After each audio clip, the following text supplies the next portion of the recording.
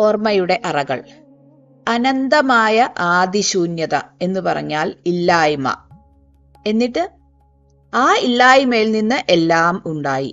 അറിയപ്പെടുന്നതും അറിയപ്പെടാത്തതും അനേകമനേകം സൂര്യചന്ദ്രന്മാർ, നക്ഷത്ര കോടികൾ, നമ്മുടെ ഈ ഭൂഗോളം മാതിരി അനേകമനേകം ഗ്രഹങ്ങൾ, ഭാവനാതീതമായ മഹാപ്രപഞ്ചങ്ങൾ, ജീവികൾ, ചരിക്കുന്നതും ചരിക്കാത്തതുമായ ജീവികൾ.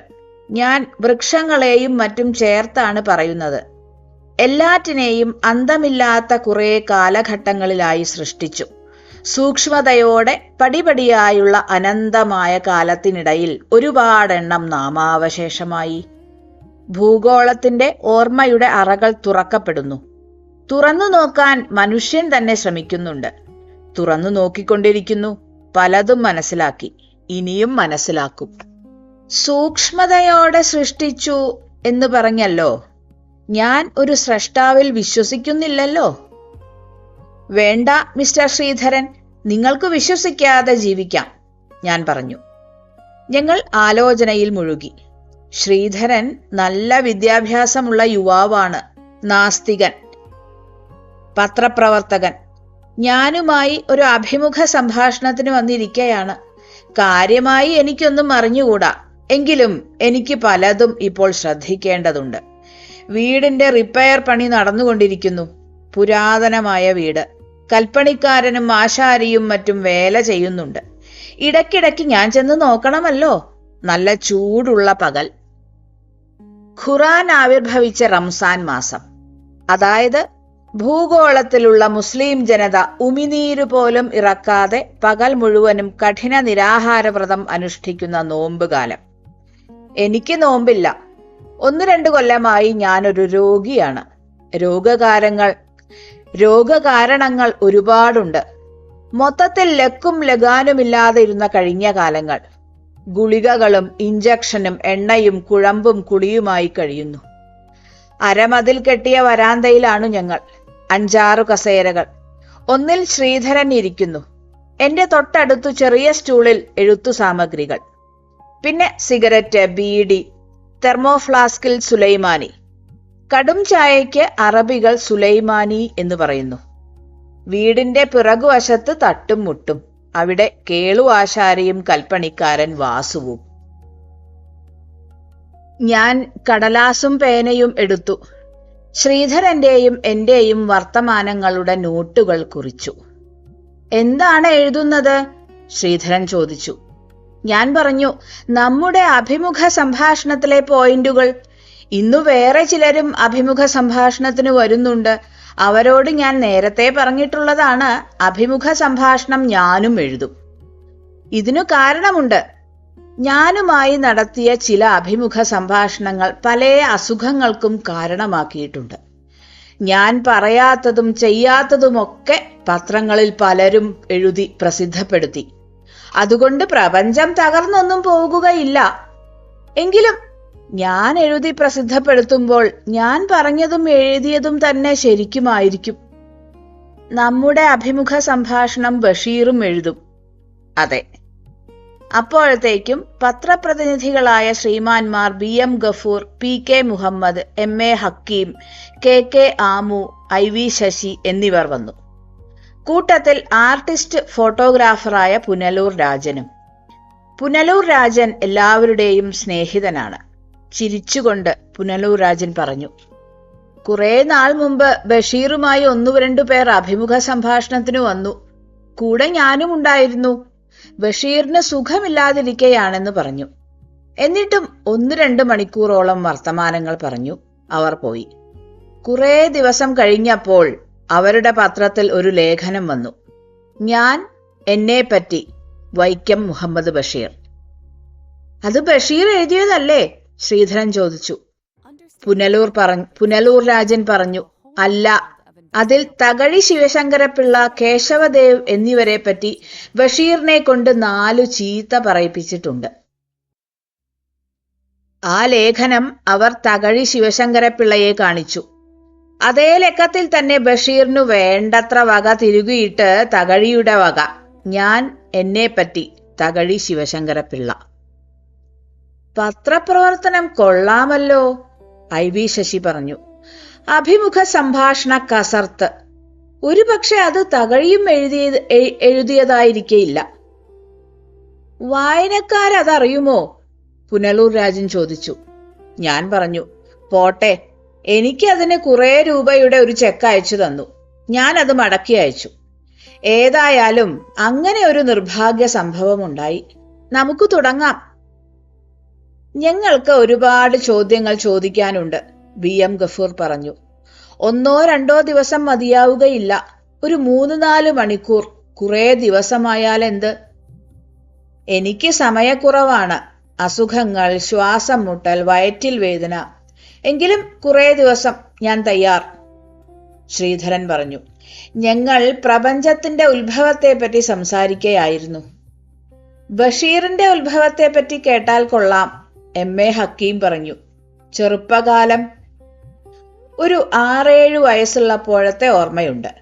അന്ന് മുറ്റത്തിനടുത്തുള്ള വാഴച്ചുവട്ടിൽ ഞാൻ ചെല്ലും. ഉണങ്ങിയ ഒരു പുറംപോള കളയും. നഖം കൊണ്ട് കുറേ നീളത്തിൽ 2-3 പച്ച വാഴനാരുകൾ പച്ചപ്പോളയിൽ നിന്ന് പൊക്കും. അതിന്റെ അടിയിൽ 2 അറ്റത്തും ഈർക്കിലി തുമ്പുകൾ കടത്തി പൊക്കി വെക്കും. വേറൊരു നാര് അതിന്റെ ഉള്ളിൽ കടത്തി 2 കൈകൊണ്ടും നാര് വലിക്കുമ്പോൾ വീണയിൽ എന്ന പോലെ വളരെ ചെറിയ നാദം കേൾക്കും. സംഗീതം. അത് കേട്ടുകൊണ്ടിരിക്കുന്ന ഒരു പതിവുണ്ടായിരുന്നു. പിന്നെ ഓർക്കുന്നത് പാമ്പ് പിടുത്തമാണ്. ഞങ്ങളുടെ നാട്ടിൽ പാമ്പിനെ കൊല്ലുന്ന ഒരു ബമ്പൻ ഉണ്ടായിരുന്നു. ഏത് ഭയങ്കര മൂർഖനോടും അദ്ദേഹം എതിരിടും. അദ്ദേഹത്തെ പോലെ ഒരു ബമ്പനാകണമെന്നുണ്ടായിരുന്നു. ഞാൻ ആദ്യം എതിരിട്ടത് ഒരു നീർനാഗത്തോടാണ്. നീർനാഗം? അതെ, യമുനാ നദിയിൽ ഉണ്ടായിരുന്ന ഒരു നീർനാഗമാണല്ലോ കാളിയൻ. അവന്റെ അഹങ്കാരം ശ്രീകൃഷ്ണ ഭഗവാൻ നന്നേ കുഞ്ഞായിരുന്ന കാലത്ത് മർദ്ദിച്ചടക്കി. ലോകമല്ലനായിരുന്ന പേരിപ്പോൾ ഓർമ്മിക്കുന്നില്ല. ഗ്രീക്ക് ഇതിഹാസപ്രകാരം മൂപ്പരാണോ നമ്മുടെ ആകാശം താഴേക്കു വീഴാതെ താങ്ങി പിടിച്ചുകൊണ്ടിരിക്കുന്നത്? വളരെ കുഞ്ഞായിരുന്ന കാലത്ത് മൂപ്പർ ഒരു ഉഗ്രനായ പാമ്പിനെ കഴുത്തിന് പിടിച്ച് ഞെക്കിക്കൊന്നു. ഹെർക്കുലീസ്? അതെ, ഹെർക്കുലീസ് ആയിരിക്കാം. ഈയുള്ളവൻ ചെറുപ്പക്കാലത്ത് ഏറ്റുമുട്ടിയ നീർനാഗവുമായി 2-3 മണിക്കൂർ ഘോര സമരം ചെയ്തു എന്നാണ് സമപ്രായക്കാരോടും അതിൽ കുറഞ്ഞവരോടും ഞാൻ പറഞ്ഞിട്ടുള്ളത്. ഞാൻ ഈ പറയുന്ന നീർനാഗം വളരെ പാവപ്പെട്ടതാണ്. ഒരു 2 അടി നീളം, ചെറുവിരലിന്റെ അത്ര വണ്ണം. തോട്ടിൽ ആമ്പലിന്റെ അടുത്തങ്ങനെ തല നീട്ടിയിരിക്കയാണ്. ചെറിയ വല്ല പരലും പോകുകയാണെങ്കിൽ തല നീട്ടി വായ് പിളർന്ന് ഠപ്പേ എന്ന് പിടിക്കാം. നീർക്കോലി എന്നാണ് മൂപ്പരുടെ പേര്. ഞാൻ വലിയ ഒരു പച്ച ഈർക്കിലെടുത്ത് അറ്റത്തൊരു കുടുക്കുണ്ടാക്കി, എന്നിട്ട് സാവധാനം, വളരെ സാവധാനം അവന്റെ തലയിലിട്ട് കഴുത്തിനു വെച്ച് ചിണുക്കി ഒരു വലി. ദാ നീർനാഗം ഈർക്കിലിന്റെ തുമ്പിൽ തൂങ്ങുന്നു. അവനെയും വഹിച്ചുകൊണ്ട് അടുത്തുള്ള പല വീടുകളിലും കയറിയിറങ്ങി. സമപ്രായക്കാരും അതിൽ കുറഞ്ഞവരുമായ ഒട്ടു വളരെ ശിഷ്യന്മാരെയും ശിഷ്യകളെയും സമ്പാദിച്ചു. ജീവിതം ഒരുമാതിരി ധന്യമായി വരുന്നു. നേരം ഉച്ചയായി. വിശപ്പ് തോന്നിത്തുടങ്ങി. നീർനാഗത്തെയും കൊണ്ട് ഞാൻ വീട്ടിലെത്തി. അന്ന് 2 മുറികളും അടുക്കളയും വലുതും ചെറുതുമായി 2 വരാന്തയുമാണ് അതിനുള്ളത്. കൂടാതെ പുതുതായി അതിനൊരു ചാർത്തുമുണ്ട്. അത് എനിക്കും എൻ്റെ അനുജൻ അബ്ദുൽ ഖാദറിനും ഇരുന്ന് വായിക്കാനും പഠിക്കാനുമുള്ളതാണ്. മുൻവശത്തെ വലിയ വരാന്തയുടെ ഒരു വശത്ത് ഒരു വിരിയുണ്ട്. ചട്ടത്തിൽ ഓടിട്ട മാതിരി പലക തറച്ചിട്ടുള്ളതാണ്. ആ വീടിന്റെ ആകൃതി ഇന്ന് എന്റെ എല്ലാറ്റിലും ഇളയ അനുജൻ അബൂബക്കർ മാറ്റിക്കളഞ്ഞിരിക്കുന്നു. ഞാൻ നീർനാഗവുമായി വരാന്തയിൽ കയറി ആ വിരിയുടെ ഇടയിൽ ഈർക്കിലി കയറ്റി അങ്ങനെ തൂക്കിയിട്ടു. അതിന്റെ അടുത്തു തന്നെ 2-3 ചൂരൽ വടികൾ തിരുകിയിട്ടുണ്ട്.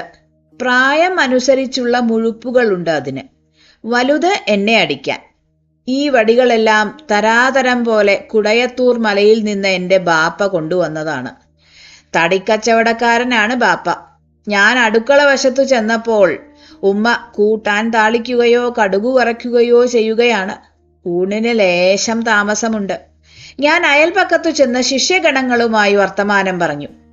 ഒരു ശിഷ്യന്റെ കയ്യിൽ നിന്ന് പകുതി തേങ്ങാപ്പൂള് വാങ്ങിച്ചു തിന്നു. അപ്പോൾ ബാപ്പയുടെ കഠോരമായ ഒരു വിളി, എടാ. ഓ എന്നു ഞാൻ ഭവ്യതയോടെ വിളി കേട്ടു. എന്നിട്ട് വീട്ടിൽ ചെന്നു. അവിടെ ഒരു സംഭവം നടന്നു കഴിഞ്ഞിരുന്നു. ഉച്ച നമസ്കാരത്തിന് ബാപ്പ നിസ്കാരപ്പായ വിരിച്ചു. കാലു കഴുകി അതിൽ കയറി നീണ്ടു നിവർന്നു നിന്ന് പ്രപഞ്ചങ്ങളായ സർവപ്രപഞ്ചങ്ങളെയും സൃഷ്ടിച്ച ദൈവമാകുന്നു മഹാൻ എന്ന അർത്ഥത്തിൽ അല്ലാഹ് അക്ബർ എന്ന് കൈകൾ രണ്ടും ഉയർത്തി നെഞ്ചത്ത് കെട്ടാൻ പോകുമ്പോൾ ദാ കിടക്കുന്നു നേരെ കൺമുമ്പിൽ ഒരു നീർനാഗം. ബാപ്പ നമസ്കാരം പൂർത്തിയാക്കി. സാധാരണയായി എന്തെങ്കിലും പ്രാർത്ഥനയ്ക്കിടയ്ക്കുണ്ടായാൽ അത് വകവയ്ക്കാറില്ല. പഴയ കാലങ്ങളിൽ യുദ്ധത്തിൽ അമ്പയേറ്റാൽ നിസ്കരിച്ചു കൊണ്ടിരിക്കുന്ന സമയത്താണ് മറ്റുള്ളവർ അത് വലിച്ചൂരുന്നത്. എടീ, ബാപ്പ വിളിച്ചു. എന്താണ്? ഉമ്മ വിളി കേട്ട് ചെന്നു. ബാപ്പ ചൂണ്ടിക്കാണിച്ചു. എന്താണടി അത്? ഒരു നീർക്കോലിക്കുഞ്ഞാണ്. എന്നാ കൊണ്ടുപോയി നീ മുല കൊടുത്ത് വളർത്തിക്കോ. ഞാൻ എന്തിനാ മുല കൊടുത്ത് വളർത്തണത്? ഞാൻ പെറ്റതാണോ? ഉമ്മ പെറ്റതല്ല ആ നീർക്കോലി കുഞ്ഞിനെ. ഹൈന്ദവ പുരാണ പ്രകാരം ഖദ്രു എന്നോ മറ്റോ പേരായ മഹിളാമണി പെറ്റതെല്ലാം പാമ്പുകളെയാണ്. അനന്തൻ, വാസുകി, തക്ഷകൻ, കാർക്കോടകൻ മുതലായ സർപ്പബമ്പന്മാർ ഖദ്രു അമ്മയുടെ സന്താനങ്ങളത്രേ. ഖദ്രു അവരെയെല്ലാം മുല കൊടുത്തു വളർത്തി. ഉമ്മ പ്രസവിക്കാത്ത ഒരു നീർക്കോലി കുഞ്ഞിനെ ഉമ്മ മുല കൊടുത്ത് എന്തിനു വളർത്തണം? പിന്നെ ഇത് എന്തിനാടി?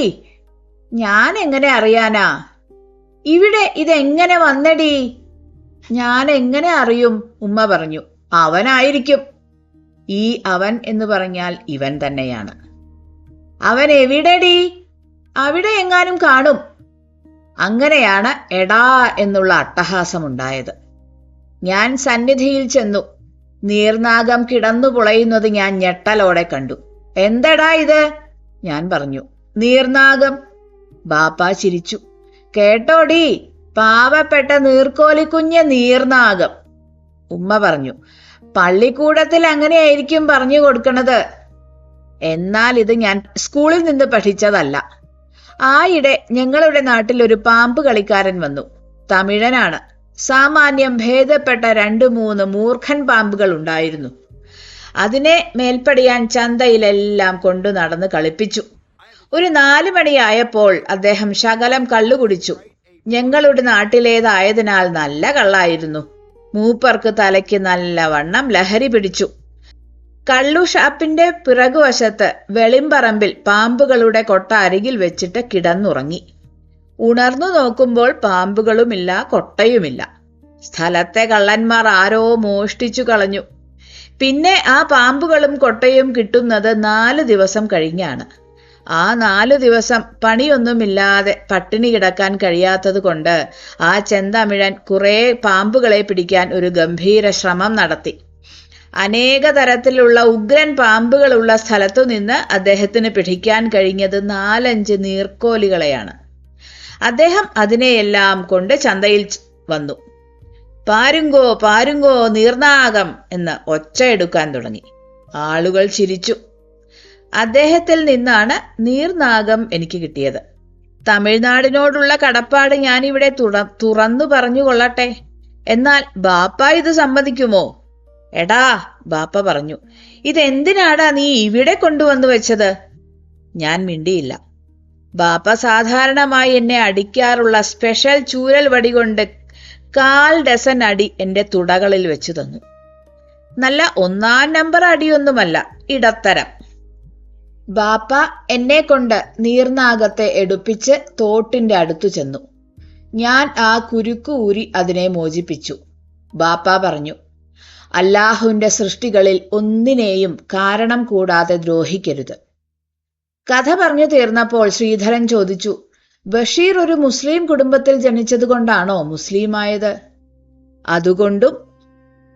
മതങ്ങൾ അറുപഴഞ്ചനല്ലേ, വിശേഷിച്ചും ഇസ്ലാം മതം. ഞാൻ പറഞ്ഞു, അതേ ശ്രീധരോ, വിശേഷിച്ച് ഇസ്ലാം മതം അറുപഴഞ്ചനാണ്. ഞാൻ ഫ്ലാസ്ക് തുറന്ന് കുറേശ്ശെ സുലൈമാനി ഗ്ലാസുകളിൽ പകർന്ന് ശ്രീധരനും ശശിക്കും പുനലൂർ രാജനും കൊടുത്തു. മറ്റുള്ളവർക്ക് നോമ്പാണ്. ഞാനും 1 ഔൺസ് സുലൈമാനി കുടിച്ചു. സുലൈമാനി കുടിക്കുമ്പോഴൊക്കെ സുലൈമാൻ നബിയെ പറ്റി ഓർക്കും. അദ്ദേഹം കടും ചായ കുടിച്ചിട്ടുണ്ടോ? മറ്റു നബിമാരെ പറ്റിയും, നൂഹ് നബി, സുലൈമാൻ നബി, ഇബ്രാഹിം, മൂസ. മിസ്റ്റർ ബഷീർ, BM ഗഫൂർ വളരെ ആലോചനയോടെ ചോദിച്ചു, താങ്കൾ ദൈവത്തിൽ വിശ്വസിക്കുന്നുണ്ടോ?